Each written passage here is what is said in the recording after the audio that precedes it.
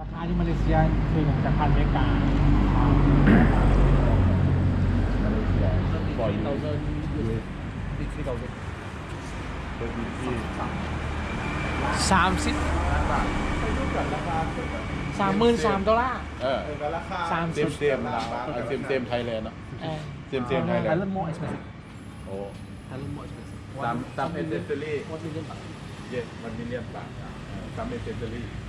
did you use many accessory many expensive right yes โอ้เราไปไทยเลยได้นี่เราเข้ามาไทยแล้วเรามาลาว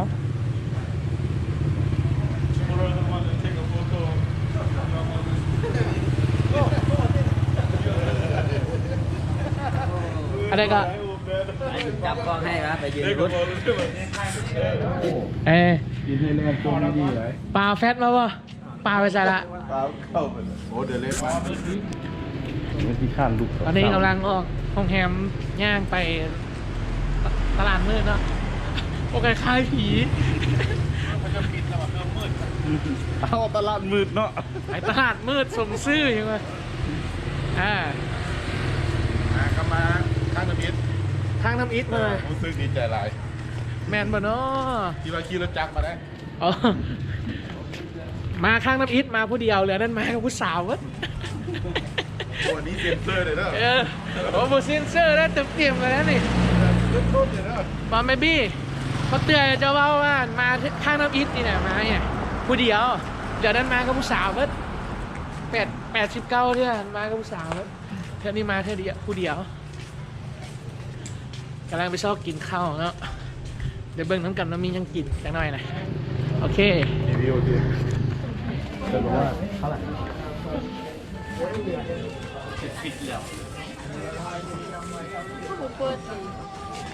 ชอบกินข้าวก่อน เขาโบนั่งนี่ก็ได้เด้อทำมุ้งปิ้งไก่ปิ้งปลานั่งนี่ก็ได้ มีปัญหาบ่เบิ่งกันร้อนเลย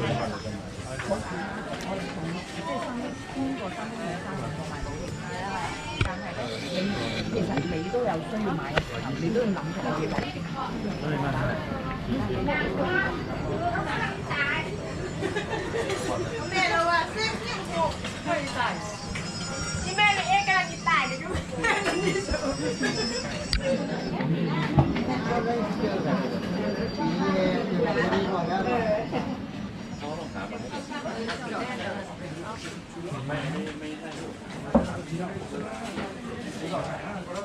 แล้วรอบเป็นชุดใหญ่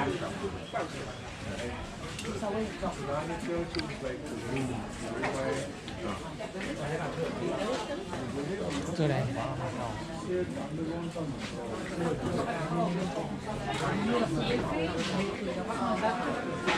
ไว้ดีบุฟเฟ่พอ สีสันเนาะสีสันดีนะ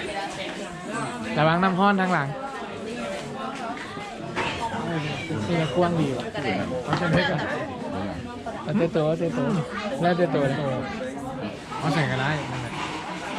ไปเลาะอีกกันหน่อย เดี๋ยวพี่พาไปอีกคันหนึ่ง แน่นอนเพื่อว่าเป็นมีแฮนขาประจำเดี๋ยวเอาน้ำก้นขึ้นไปเนาะสองมองไปจนนั่งมันก็นั่ง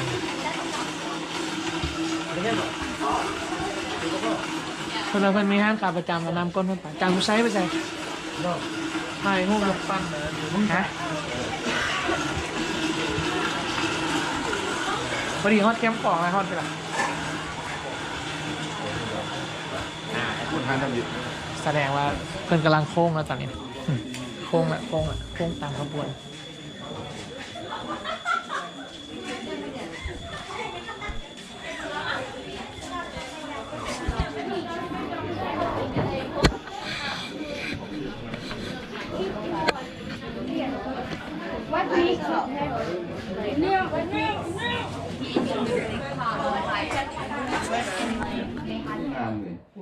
แล้วมันมีขาบอกขาให้มันกำลังขึ้นนะเพราะว่าที่โจ้ทายหลวงปู่มันยกของ